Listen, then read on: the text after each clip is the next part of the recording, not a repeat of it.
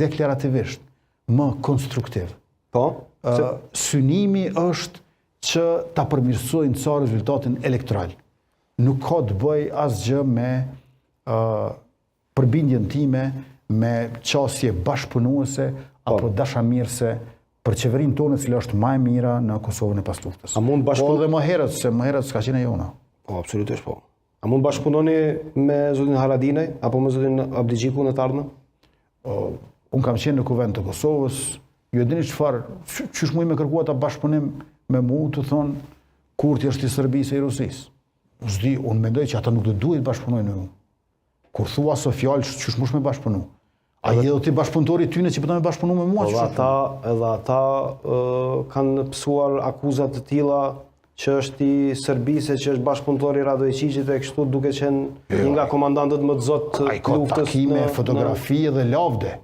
Ato nuk pi themoni, ka thonë ai vetë. Situata ndryshe ka qenë zoti Dikun. Është kontekst tjetër.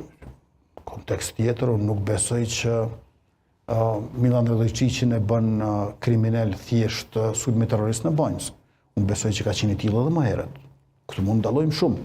Po edhe një herë lëvizja vetëvendosje synon që ta formoj qeverinë e ardhshme, Kurti 3, i kemi lutur gjithë ta javë muaj, na thanë jo, vë vazhdojmë.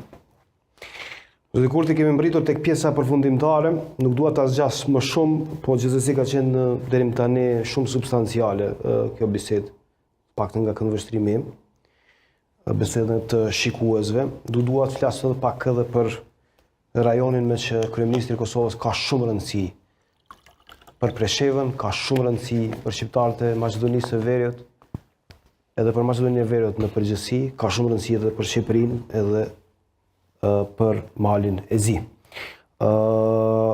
Si janë raportet tuaja me kryeministrin e Shqipërisë, Edi Rama? Nxehtë ftohtë në shumë raste, sikur një lloj distance, si janë raportet tuaja? Nuk masun temperaturë me termometër në raporte, marrëdhëniet janë konkrete. Ajo që mund të them është që i kemi bërë 58 marrëveshje në 2 mbledhjet qeverisme të përbashkëta me Shqipërinë dhe kemi avancuar shumë prej Alpexit, bursës që kemi në Albanian Power Exchange bashkë. Pra kemi dalë nga bloku regulativ me Malin e Zi, me Serbinë edhe Maqedoninë e Veriut, kemi hyrë me Shqipërinë, deri tek 26 vendkalime kufitare që 200.000 banorë të zonës përfshi dhe bashkimin e Hasit në të dy anët e kufirit e kemi bërë.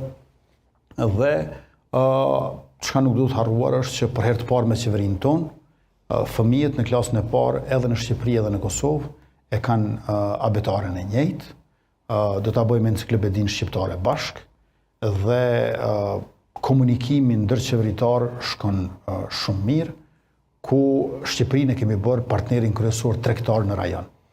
Pra deri më tash nuk ka qenë kështu, sot që po flasim Shqipëria është